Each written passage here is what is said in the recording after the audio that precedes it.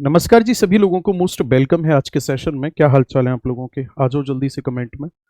दोस्तों, मैं last class में आप लोगों को अफ्रीका कॉन्टिनेंट पूरा करा चुका हूं और आज के सेशन में हम लोग नॉर्थ अमेरिका कॉन्टिनेंट को पढ़ने वाले हैं, जो हमारा नेक्स्ट कॉन्टिनेंट है। ओके, सीक्वेंस ऊपर नीचे हो सकता है लेकिन टॉपिक हमें सारे ही कवर करने हैं। तो आज का जो सेशन है वो हमारा नॉर्थ अमेरिका कॉन्टिनेंट को लेकर है। ओके, तो चलिए जी, बिना किसी देरी के मुद्दे की बात पर आते हैं। देखो ध्यान से सामने, नॉर्थ अमेरिका कॉन्टिनेंट।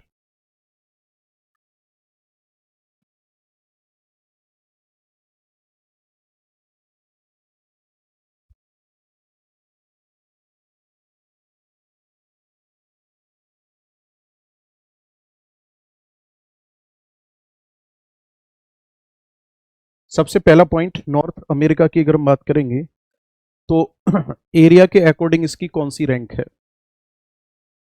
थर्ड है सर। पॉपुलेशन के अकॉर्डिंग कौन सी है? तो एक रैंक बढ़ जाती है, थर्ड नहीं है, फोर्थ है, क्योंकि थर्ड नंबर पे यूरोप कॉन्टिनेंट आ जाता है। आपसे पूछा जाएगा इस कॉन्टिनेंट को डिस्कवर किसने किया, तो मैं लिख सकता हूं यहां पे डिस्कवर्ड बाई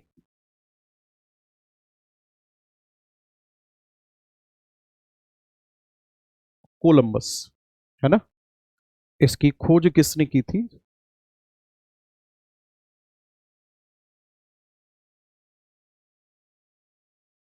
इसकी खोज कोलंबस ने की।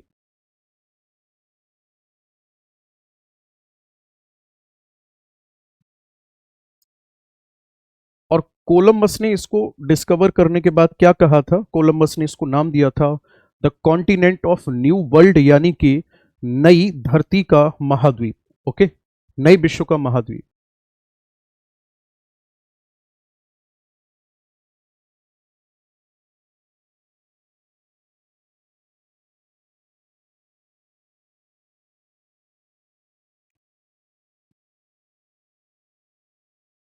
नए विश्व का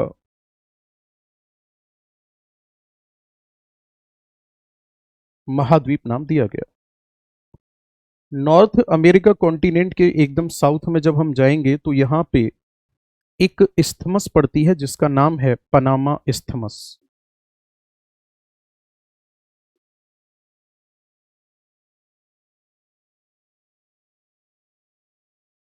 पनामा स्थल संधि लिख देता हूं मैं। इसको थोड़ा सा समझ लेते हैं, ये है क्या। जैसे एक शब्द होता है जल संधि, जल का मतलब वाटर से हो जाएगा, संधि का मतलब जंक्शन यानी कि कनेक्ट करना। जब एक ऐसी वाटर बॉडी जो टू डिफरेंट टाइप की वाटर बॉडी को कनेक्ट करेगी, तो ऐसी कंडीशन में लैंड पोर्शन डिफरेंट हो जाएंगे। भाई सिंपल सी बात है, दो नहरें आपस में जुड़ रही हैं तो उन नहरों की वजह से उनके आसपास की जो जमीन है वो तो अलग हो जाएगी। स्थल संधि जस्ट इसके अपोजिट होती है।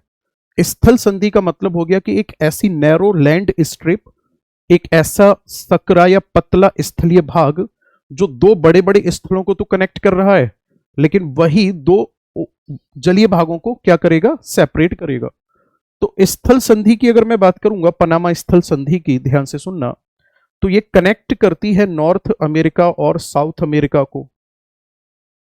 इन दोनों को क्या करती है? ये जोड़ती है। वहीं अटलांटिक और पैसिफिक को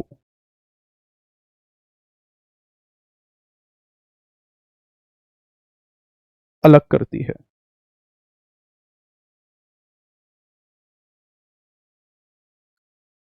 आगे अगर मैं बात करूंगा तो यहां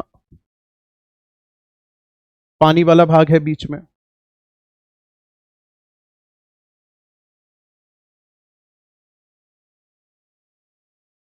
बीच में जो पानी वाला भाग है ना, ये तो देखो अलास्का है, नॉर्थ अमेरिका कॉन्टिनेंट का पार्ट हो गया। और यहां पे पड़ता है फिर रसिया, जो एशिया कॉन्टिनेंट का पार्ट है। इन दोनों के बीच में एक जल संधि है जिसका नाम है बेरिंग स्ट्रेट। क्या नाम है इसका? Bearing straight. इन दोनों के बीच में एक जल संधि है जिसका नाम है बेरिंग जल संधि। जो बेरिंग जल संधि है वो नॉर्थ अमेरिका और एशिया को क्या करती है, अलग करती है। ओके, ये किस किस को अलग करती है, नॉर्थ अमेरिका और एशिया।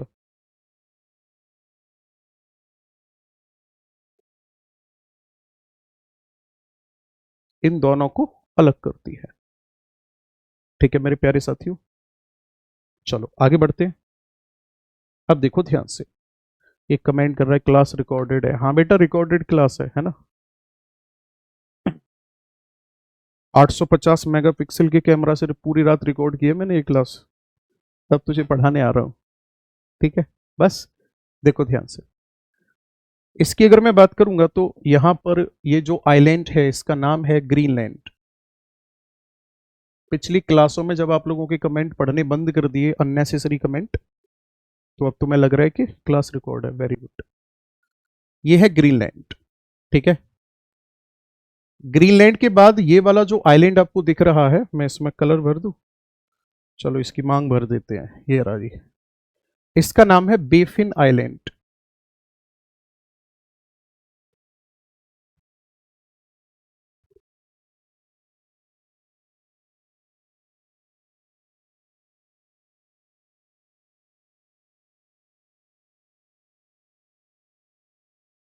बेफिन आइलैंड, इन दोनों के बीच में यहां पर ये बे ऑफ बेफिन है, इधर लेब्राडोर सी है। यहां पर जो स्ट्रेट है उसका नाम है डेविस स्ट्रेट।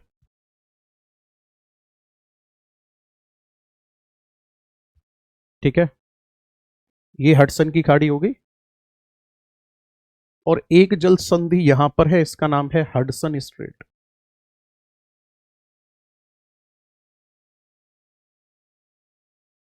दो जल संधियों के नाम ध्यान में रखने, लिख रहा हूं इनके बारे में, परेशान नहीं होना।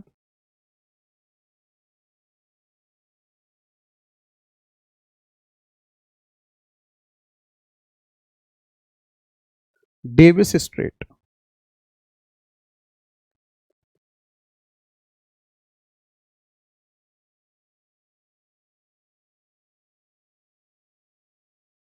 डेविस जल संधि की अगर मैं बात करूंगा तो ये सेपरेट करती है किस किस को, ग्रीनलैंड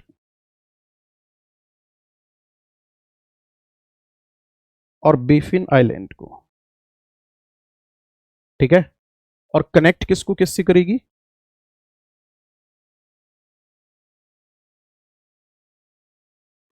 बे ऑफ बेफिन को कनेक्ट करती है ये लेब्राडोर सी से। सही है, अब आ जाते हैं हडसन की खाड़ी, हडसन स्ट्रेट पे।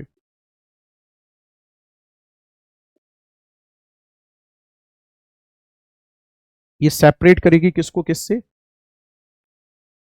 बेफिन आइलैंड को सेपरेट करती है किससे, अनगावा पेनिनसुला से।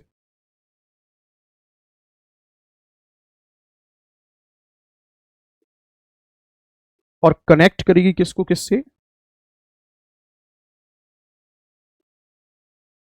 कनेक्ट करेगी लेब्राडोर सी को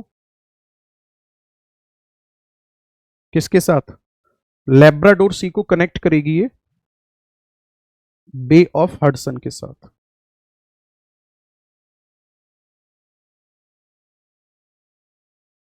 ठीक है जी, ये जल संधियां हैं जो आप लोगों को ध्यान में रखनी है, नॉर्थ अमेरिका से रिलेटेड, एग्जाम में कई बार पूछ लेता है। 2 मिनट का टाइम है आपके पास, जल्दी से नोट कर देंगे फिर आगे बढ़ते हैं।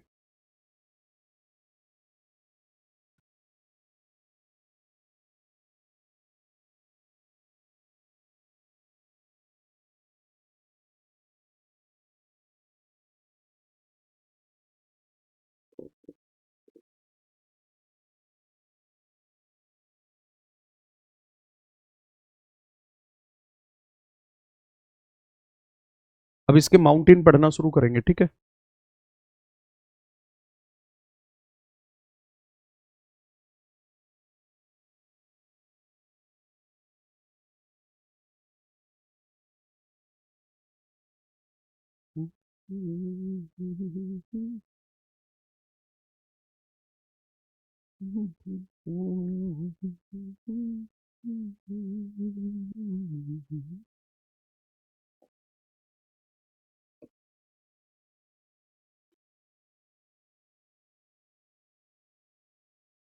देखो ध्यान से, यहां के माउंटेन की अगर मैं बात करूंगा तो सबसे पहले यहां पे एक माउंटेन है, ये इधर एक माउंटेन फैला हुआ है, इस माउंटेन का नाम है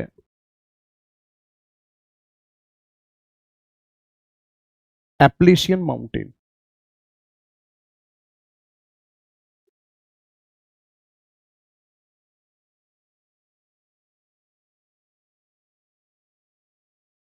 अपलेशियन पर्वत नाम है इसका। इसकी अगर मैं बात करूंगा तो ये यहां का ओल्ड और रेजिडुअल माउंटेन है।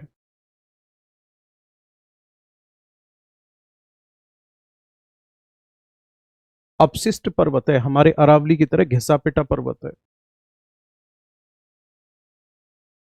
Mount Mikel.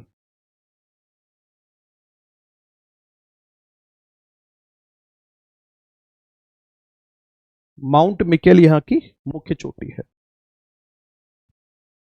इसके बाद फिर नेक्स्ट अगर हम बात करेंगे तो यहां पर एक माउंटेन है ऐसे यूं, and this mountain is called Rocky mountain.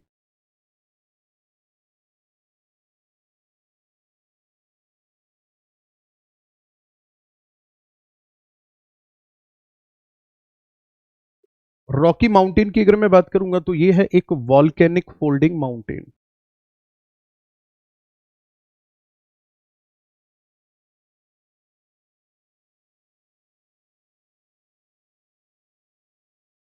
ये है ज्वालामुखी।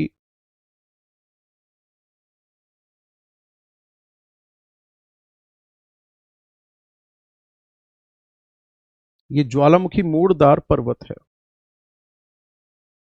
ठीक है, अगर लेंथ पूछी जाती है इसकी कितनी है तो आपका आंसर होगा, इसकी जो लेंथ है वो लगभग 4800 किलोमीटर लंबाई है इसकी।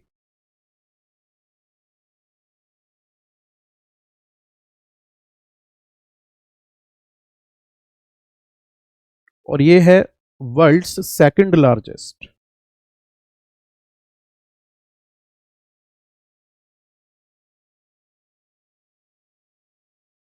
वर्ल्ड्स सेकंड लार्जेस्ट माउंटेन है।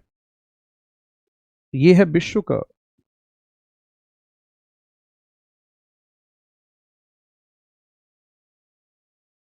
दूसरा बड़ा पर्वत है।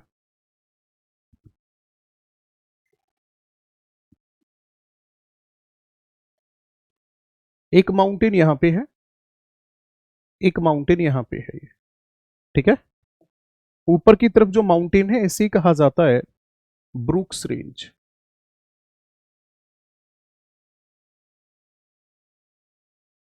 ये जो माउंटेन है इसे कहा जाता है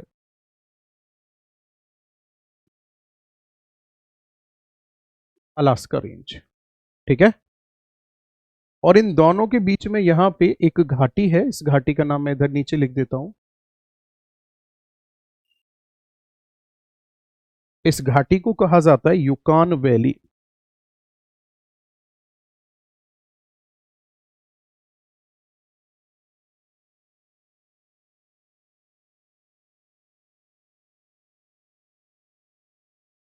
यहां वॉल्केनिक इरप्शन बहुत ज्यादा होते हैं इसलिए इसे कहा जाता है वैली ऑफ 10,000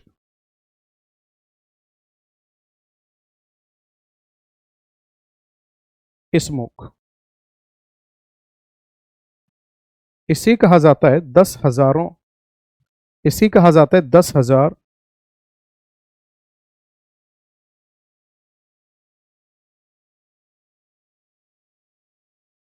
द्वारों की घाटी। ठीक है, पूरा नोट करेंगे जल्दी फिर आगे बढ़ते हैं।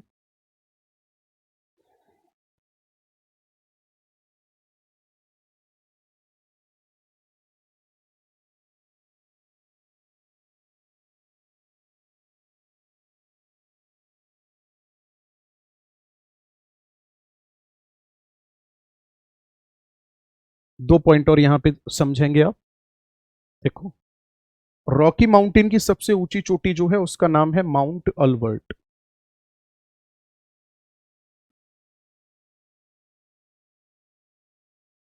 लेकिन अलास्का रेंज पर जो चोटी है जिसका नाम है देनाली, इसकी हाइट है 6169 मीटर। ये पूरे नॉर्थ अमेरिका की सबसे ऊंची चोटी है। ठीक है, मैं लिख रहा हूं यहां, highest peak of north America is mount Denali.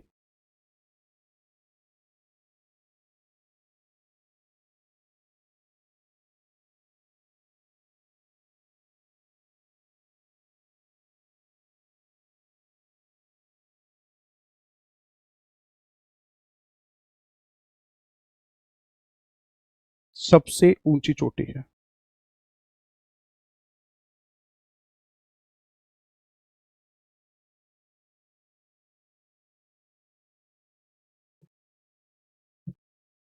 ठीक है, कोर्स कब तक कंप्लीट हो जाएगा? भाई सब लगे पड़े हैं, आपको पता है जितनी ज्यादा से ज्यादा क्लास हो सकती है सारी क्लासों में लगे पड़े हैं। ये मत सोचो कि कितना रह गया है, ये सोचो कि कितनी जल्दी आप इसको रिवाइज करके तैयार कर लो। मैं हमेशा कहता हूं एक बार अच्छे से तैयार कर लोगे टेंशन खत्म हो जाएगी आगे की, नहीं तो फिर इसी में लगे रहोगे, टेंशन में ही लगे रहोगे कि फिर आप ये कैसे करें वो कैसे करें। समझ रहे हो? चलो अब देखो ध्यान से,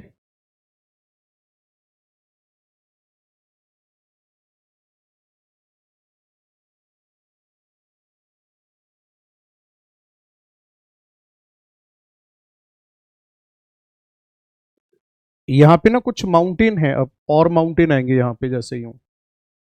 एक आएगा कोस्टल रेंज,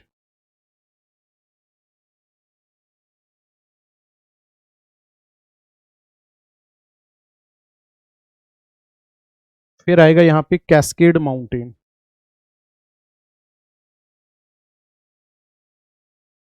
फिर आएगा एक यहाँ पे शेरा नेवादा,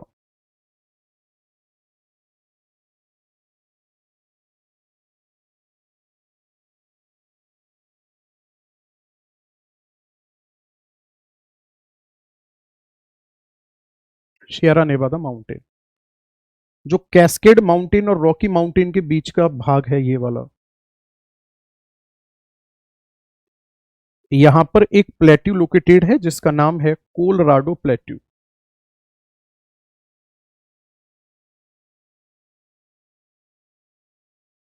ठीक है, कौन सा पठार है ये? कोलोराडो का पठार है।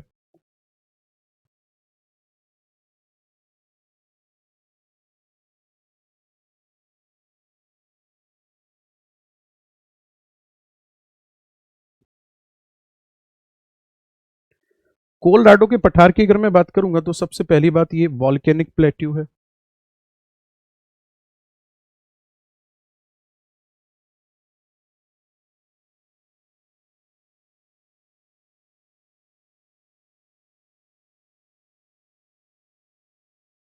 ये ज्वालामुखी पठार है। ठीक है, यहां पर ब्लैक सॉइल पाई जाती है।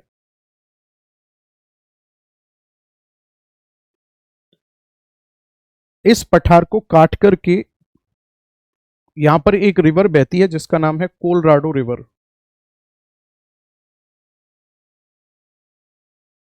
और कोलोराडो रिवर इस वाले क्षेत्र को काट करके, जो मैंने जैसे आपको इंडियन ज्योग्राफी में बताया होगा, क्या नाम है, इंडियन ज्योग्राफी में मैंने आपको एक्सप्लेन किया था, world's largest canyon, Grand Canyon, वो यहीं पे है। Colorado river formed Grand canyon.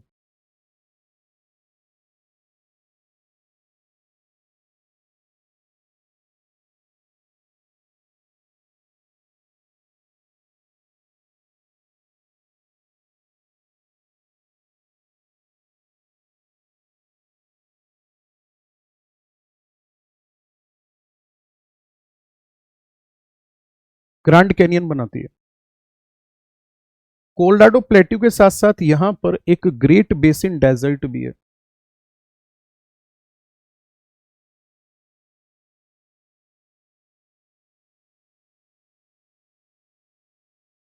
क्या है यहां पर?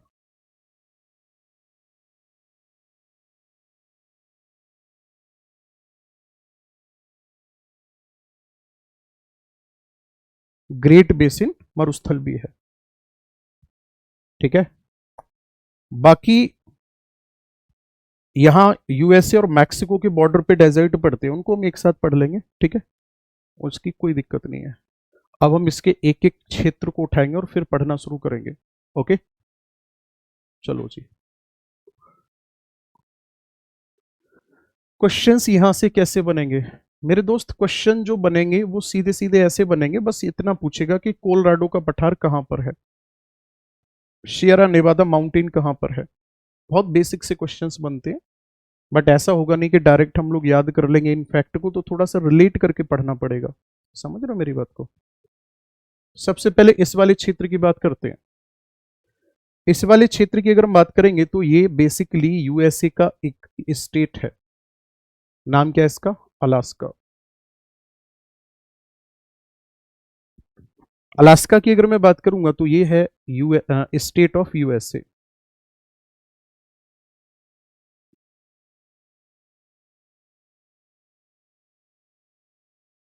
नेक्स्ट अगर मैं बात करूंगा तो अलास्का किस लिए जाना जाता है, तो यहां पर ट्राइब रहती है जिसका नाम है एस्किमो।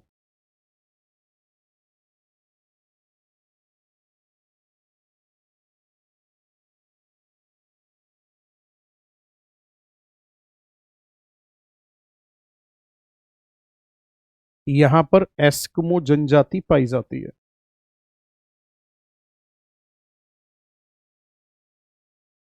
ठीक है। एस्किमो की अगर मैं बात करूंगा तो इनका जो हाउस होता है उसे क्या कहा जाता है? इग्लू कहलाता है। इनकी जो बोट होती है उसे क्या कहा जाता है? कयाक कहा जाता है। इनके जो वेपन होते हैं, हथियार जो होते हैं, उसे क्या कहा जाता है? हार्पून कहा जाता है। बाकी यहां अलास्का में क्या फेमस है?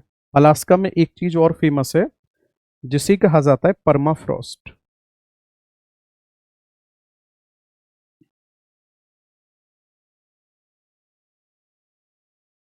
क्या फेमस है अलास्का में?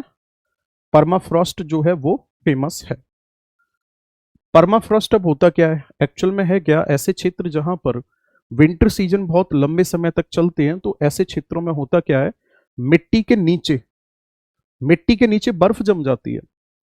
ऊपर से देखने में वो एकदम ऐसा लगेगा आपको जैसे बिल्कुल नॉर्मल, जैसे हमारे यहाँ पे एज यूजुअल लैंड पोर्शन होता है वैसे ही है, लेकिन मिट्टी के अंदर बर्फ जमी हुई है।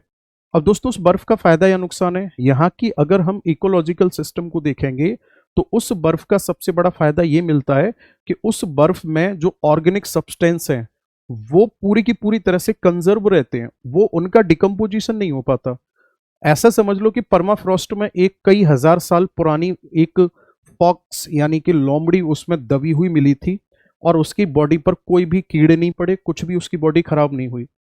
अब आप सोचकर देखो, अगर उसकी बॉडी खराब होती, वहां पे परमाफ्रॉस्ट नहीं होता, उसकी बॉडी खराब होती, तो खराब होने पर कार्बन रिलीज होता, तो एटमॉस्फेयर में कार्बन की मात्रा को कहीं ना कहीं परमाफ्रॉस्ट ने क्या कर दिया, कम कर दिया।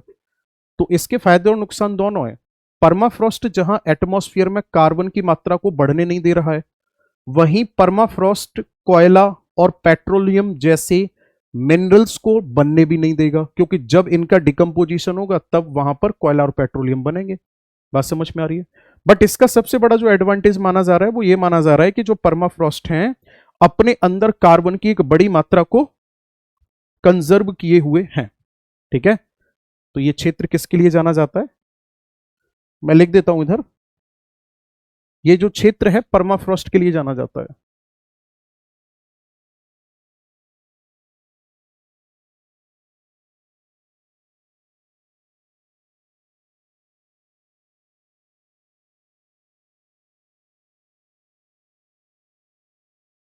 और परमाफ्रॉस्ट क्या होते हैं?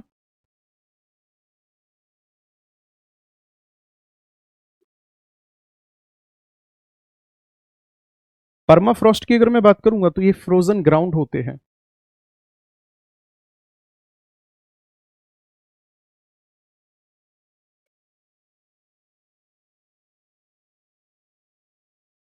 ये जमी हुई भूमि होती है। क्या करती है ये अपने आप में? Absorb huge amount of carbon,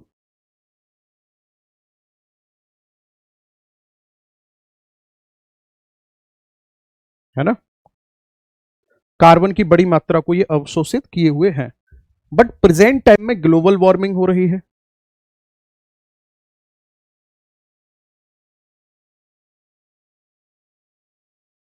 इस ग्लोबल वार्मिंग की वजह से परमाफ्रॉस्ट क्या कर रहे हैं? परमाफ्रॉस्ट मेल्ट कर रहे हैं, पिघल रहे हैं। और जब परमाफ्रॉस्ट पिघलेगा तो इससे जमीन फट रही है।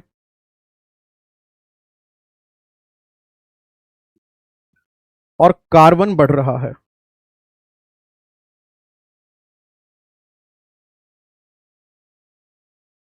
ठीक है। जमीन जो है वो लगातार फटती जा रही है और कार्बन जो है वो लगातार बढ़ता जा रहा है। अब आ जाते हैं हम नई कंट्री में। सामने आपके जो कंट्री है, that country is called Canada. तो अब हम जो बात करने वाले हैं वो कनाडा के बारे में बात करने वाले हैं। समझ रहे हो? देखो ध्यान से।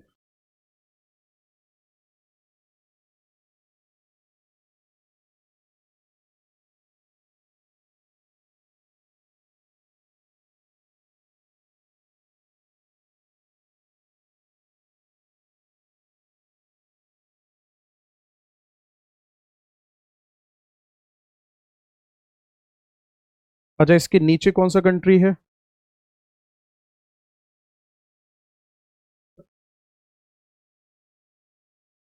नीचे जो कंट्री है that country is called USA. तो इनके बीच में ना यहां पे लाइन है ये।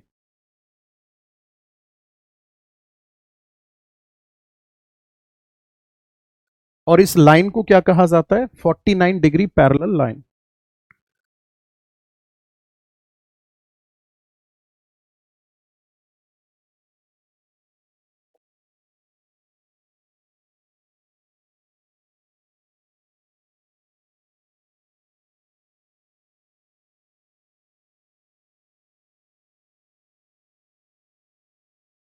उनचास डिग्री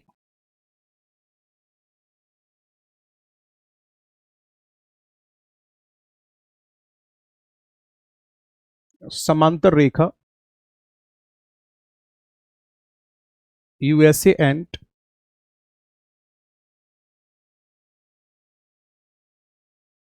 कनाडा को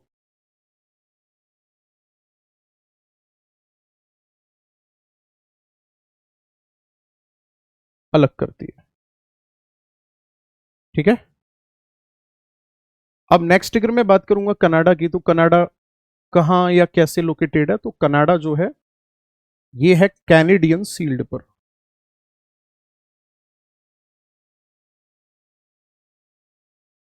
है ना। किस पर लोकेटेड है? कैनेडियन सील्ड पर लोकेटेड है। और जो कैनेडियन सील्ड है ये जानी जाती है किसके लिए? हाई रिजर्व ऑफ मिनरल्स के लिए जानी जाती है। यहां नहीं कि यहां पर बड़ी मात्रा में मिनरल्स का रिजर्व देखने को मिलता है।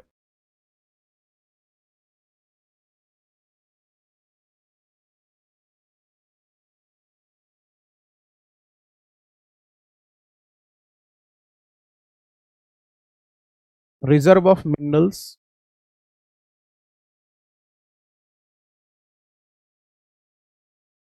Highly found. यहां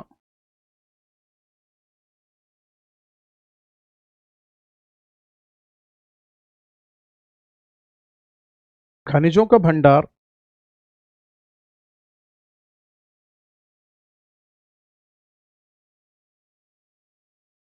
अधिक पाया जाता है। ठीक है। यहां पर कौन कौन से मिनरल्स देखने को मिलते हैं? आयरन ओर है, कॉपर है, गोल्ड है, मैग्नीज है, ये सभी देखने को मिलते हैं। और अगर आपसे पूछता है कि सील्ड क्या है, एक बच्चा कमेंट करके पूछ रहा है सील्ड है क्या? सील्ड का मतलब होता है बड़ा प्लेट्यू।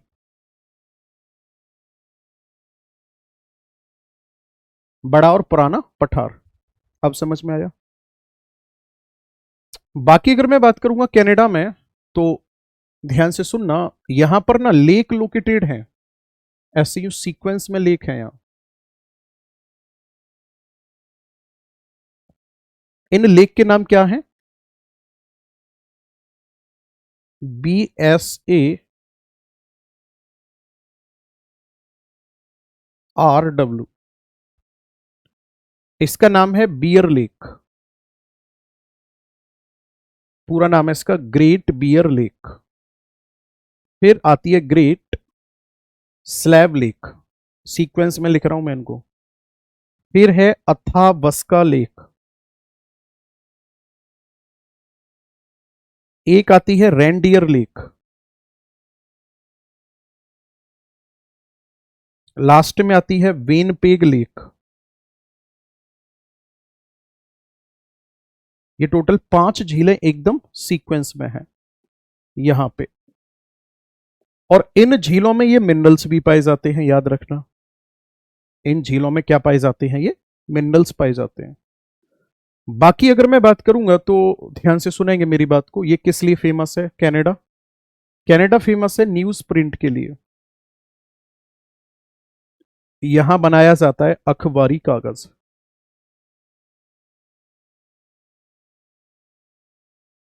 नेक्स्ट अगर मैं बात करूंगा तो यहां के 70% एरिया पर विश्व में सबसे ज्यादा पाए जाते हैं कॉनीफेरस फॉरेस्ट।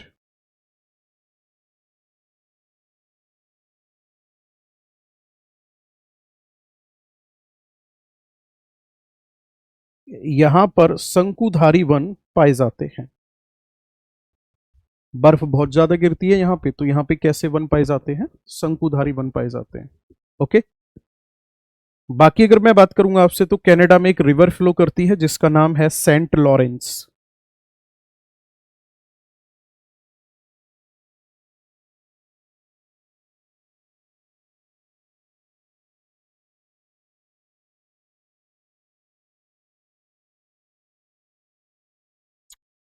बनाओ फटाफट से।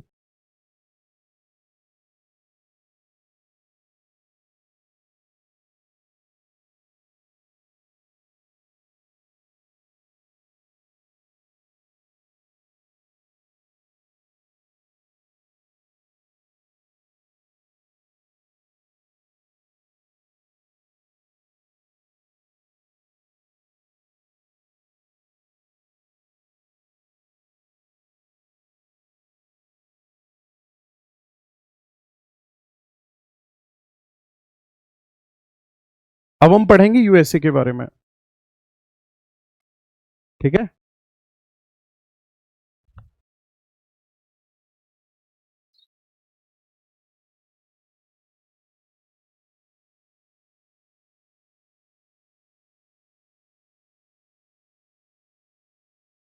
United state of America. देखो ध्यान से,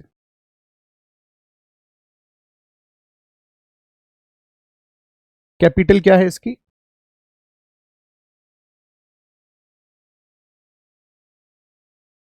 वॉशिंगटन डीसी। यूएसए की अगर मैं बात करूंगा तो यहां पर एक येलो स्टोन नेशनल पार्क है।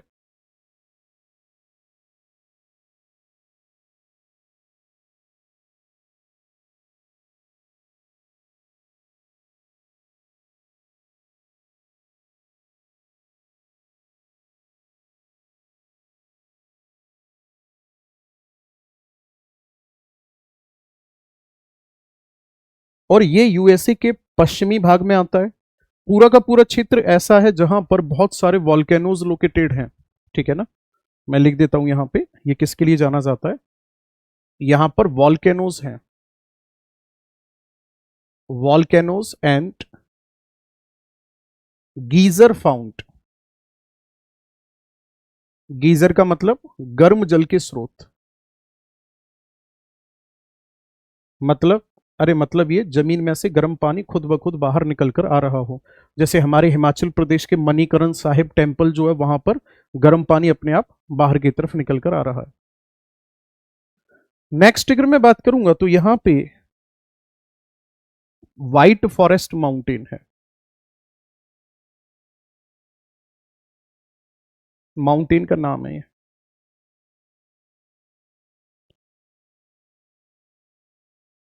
लॉस एंजलिस की अगर मैं बात करूंगा तो इसे किस नाम से जाना जाता है? इसे कहा जाता है सर हॉलीवुड सिटी। ठीक है। और रिसेंटली यहां पे क्या हुआ था? फायर लगी थी यहां पे, आग से प्रभावित हुआ ये।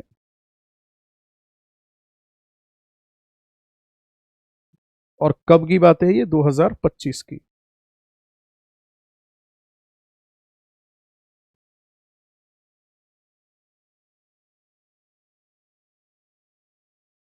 कैलिफोर्निया में है। यहां पर एक स्थान है जिसे डेथ वैली कहा जाता है, जिसे मृत घाटी कहा जाता है।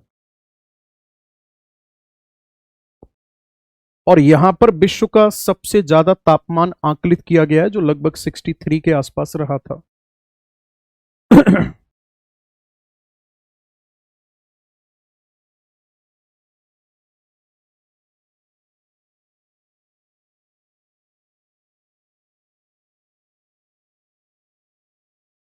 विश्व के सर्वाधिक तापमान का यहां पर आकलन हुआ है।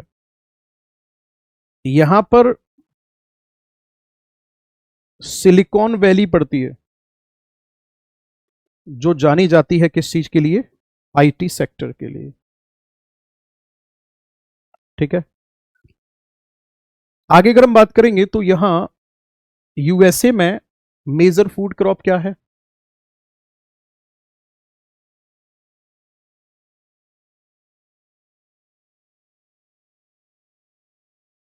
वो है जी मेज, यानी कि मक्का।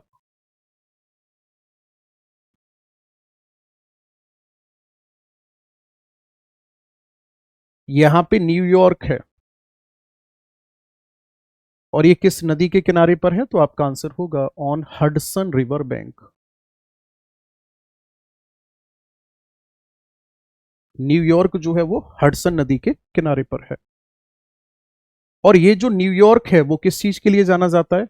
विश्व का सबसे बड़ा रेलवे स्टेशन है यहां पर।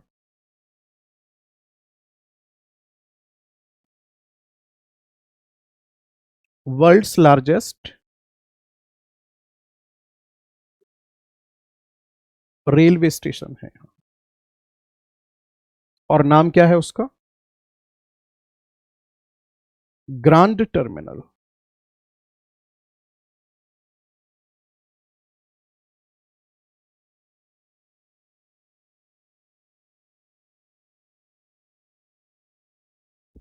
ठीक है। बाकी यहाँ पे ऊंची ऊंची बिल्डिंग्स हैं जिनको स्काई स्काइपर्स यानी गगनचुंबी इमारत के नाम से जाना जाता है। ओके। यूएसए का एक आइलैंड है जिसका नाम है मैनहट्टन आइलैंड।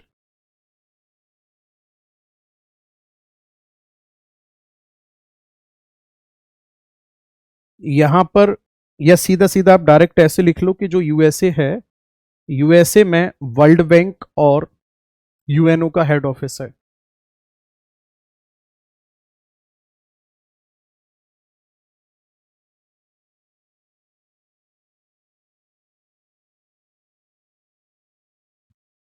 एक नदी है जिसका नाम है मिसिसिपी मिसौरी। नाम लिख रहा हूं मैं।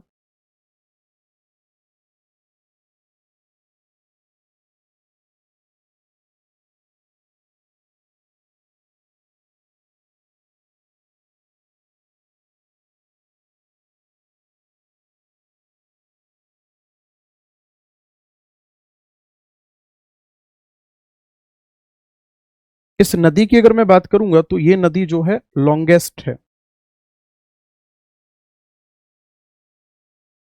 और पूरे के पूरे नॉर्थ अमेरिका की। अगर आप इसको मैप पर देखोगे मिसिसिपी मिसौरी कहाँ है, तो लगभग यहां से ऐसे आके यूं, ओए, यहां से इसमें आके इसका अंत होता है। यानी कि ये है आपकी गल्फ, क्या बोलेंगे इसको, Caribbean, gulf of Mexico, gulf of Mexico में आके गिरती है मिसिसिपी मिसौरी नदी जो है। ये सारे पॉइंट आप नोट करोगे, फिर ग्रेट लेक्स के बारे में पढ़ते हैं, फिर उसके बाद मैक्सिको के बारे में।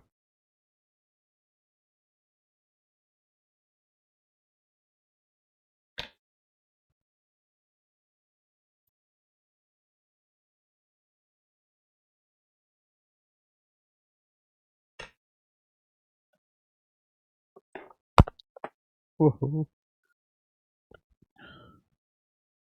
हाँ जी, हो गया।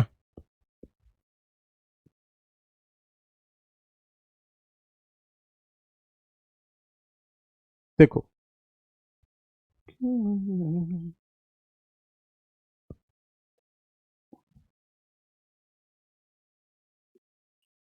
ऊपर वाला कंट्री कौन सा है,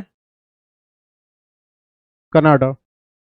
नीचे वाला कंट्री कौन सा है, यूएसए। इन दोनों के बॉर्डर पे यहां पे कुछ झीलें हैं, ठीक है।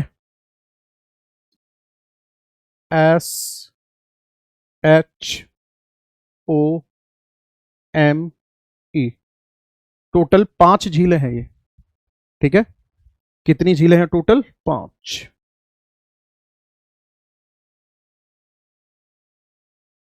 क्या क्या नाम है इनके, मैं लिखता हूं यहां पे।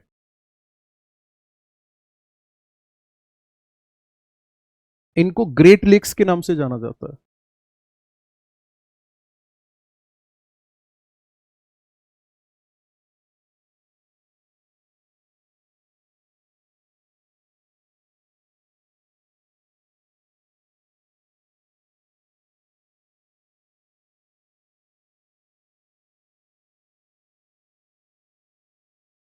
उत्तरी अमेरिका की महान झीलें, देखो ध्यान से। इसमें आती है superior lake,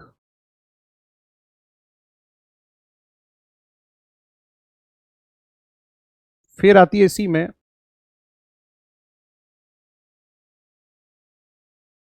Huron lake,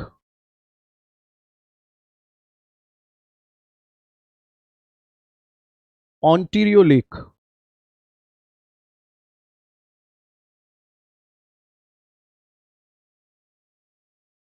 Michigan lake,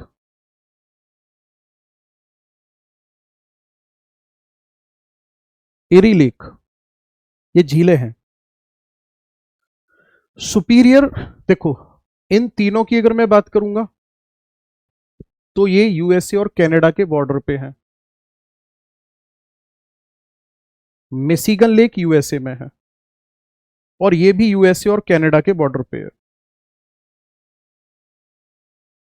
superior की अगर मैं बात करूंगा तो जो लेक सुपीरियर है, इसे माना जाता है विश्व की सबसे बड़ी ताजे पानी की झील कहा जाता है इसको।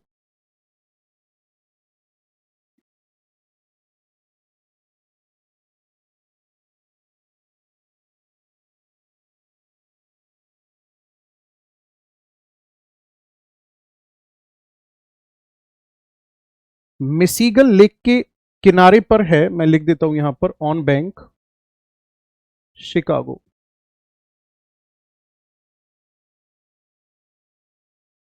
कौन सा शहर है, शिकागो शहर है, मिशिगन झील के किनारे पर।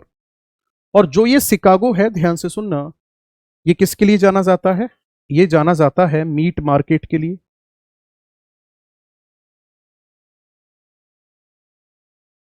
और यहां पर है एक रेलवे जंक्शन,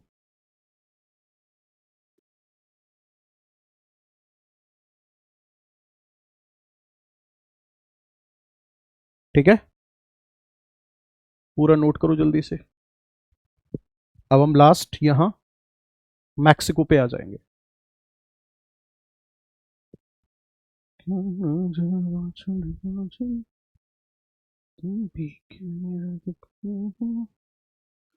और बताओ, जिंदगी कैसी कट रही है, ऐसी फीलिंग तो नहीं आती कभी कभी ये दुख खत्म काहे नहीं होता है बे। हम्म, चलिए आगे बढ़ते हैं। मैक्सिको, वो डोंकी मूवी देखिए, डोंकी या डंकी क्या बोलेंगे उसको, वो इस बॉर्डर से ही तो होता है, मैक्सिको से यूएसए की तरफ जाते हैं, शाहरुख खान की जो मूवी है। मैक्सिको की अगर मैं बात करूंगा तो ये पूरा का पूरा जो एक देश है ना, एक लेक के ऊपर बसा हुआ है, ठीक है। सेटलमेंट यहां किसके ऊपर हुआ है?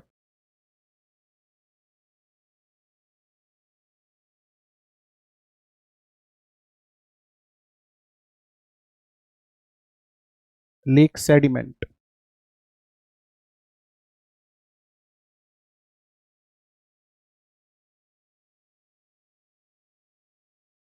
ये एक झील के मलबे पर बसा हुआ है।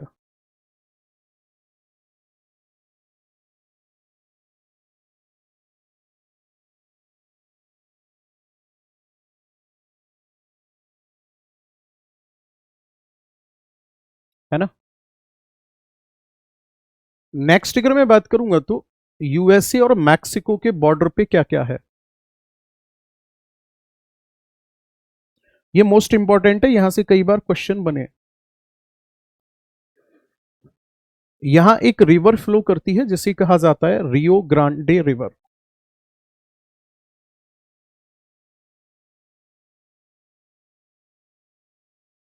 बाकी बॉर्डर पे सोनोरन डेजर्ट है,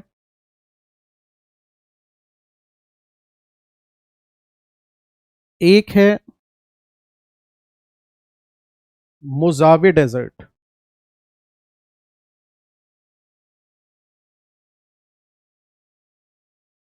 ठीक है। एक तो है मोजावे डेजर्ट,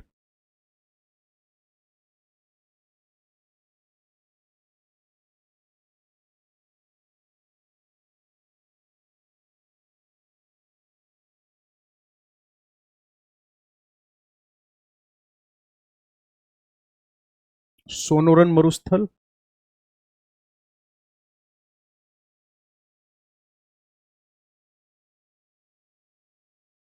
रियो ग्रांडे नदी।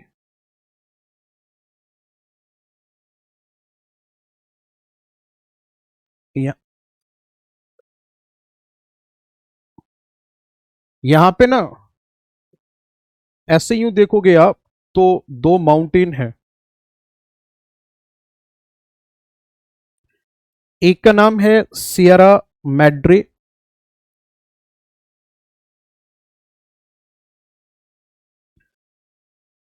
और एक का नाम है सियरा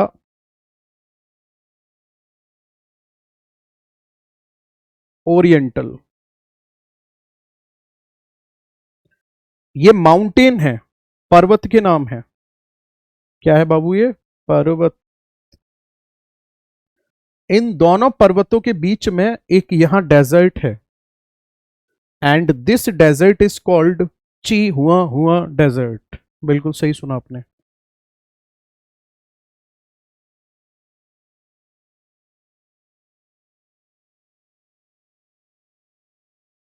क्या नाम है इसका? इसका नाम है सर ची हुआ हुआ मरुस्थल।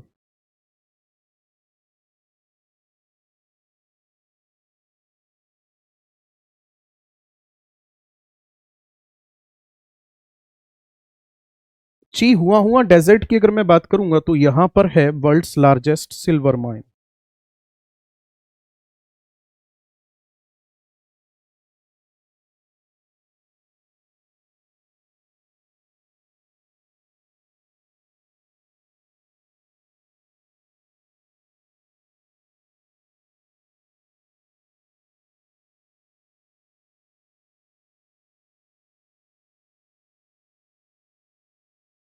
विश्व की सबसे बड़ी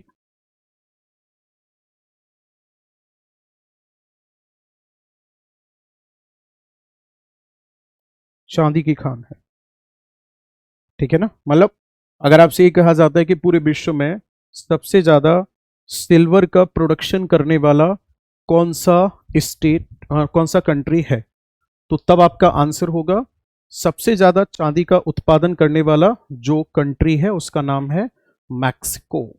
ओके।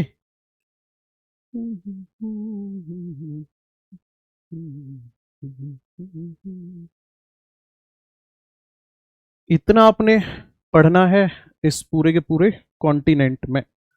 हाँ, बाकी एक पॉइंट और रह गया यहाँ पे, जो ग्रासलैंड्स हैं।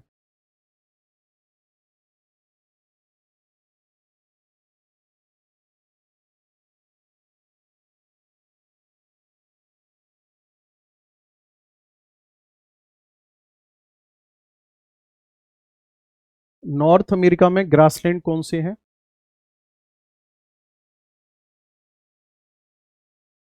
तो यहाँ पे सब ट्रॉपिकल ग्रासलैंड पाए जाते हैं।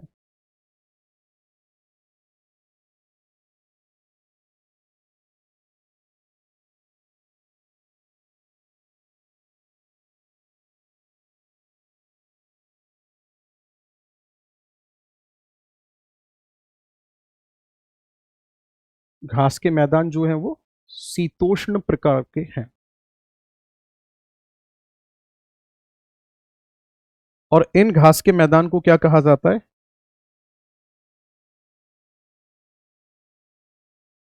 प्रियरी ग्रासलैंड कहा जाता है।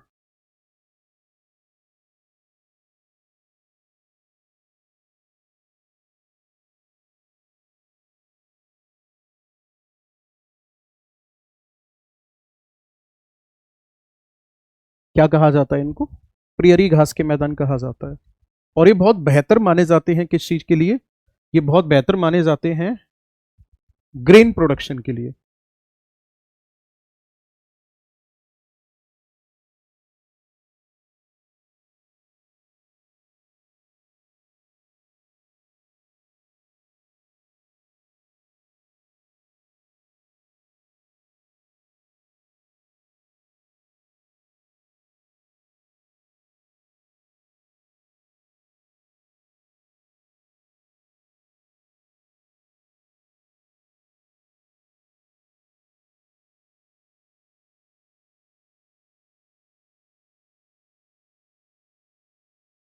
एक विंड का नाम याद आ रहा होगा आपको, चिनूक विंड, जो यहां पे चलती है। याद आ रहा है? चिनूक विंड जो यहां पर चलती है, वो जब यहाँ की बर्फ को पिघला देती है तो ग्रीन ग्रास स्प्राउटेड कंडीशन में आ जाती है, हरी घास में वृद्धि होती है। इसीलिए उस विंड को, चिनूक विंड को, स्नो ईटर यानी कि हिमभक्षी के नाम से जाना जाता है। पढ़ाया था आपको। ये पूरा हो गया आपका नॉर्थ अमेरिका कॉन्टिनेंट, और इसमें खास करके यूएसए को आपको ध्यान में रखना है, ठीक है? सबसे ज्यादा यूएसए पे ही क्वेश्चंस बनते हैं। यूएसए में आपको क्या क्या ध्यान में रखना है? एक तो ये ग्रेट लेक्स के बारे में जरूर ध्यान में रखना है ना? SHOMI, ठीक है? SHOMI, और यहां पे था BSARW। ये आपको टोटल BSARW, SHOMI, 5 और 5 10 झील के नाम आपको जरूर ध्यान में रखने हैं। 5 कनाडा की और बाकी 5 बॉर्डर वाली है, ठीक है? बाकी न्यूयॉर्क के बारे में बता ही दिया मैंने, न्यूयॉर्क सिटी किस लिए जाना जाता है। और कैलिफोर्निया, लॉस एंजलिस, ये 3 सिटी के नाम आपको जरूर ध्यान में रखने हैं। येलो स्टोन नेशनल पार्क है यहाँ पर, कैस्केड माउंटेन है ये।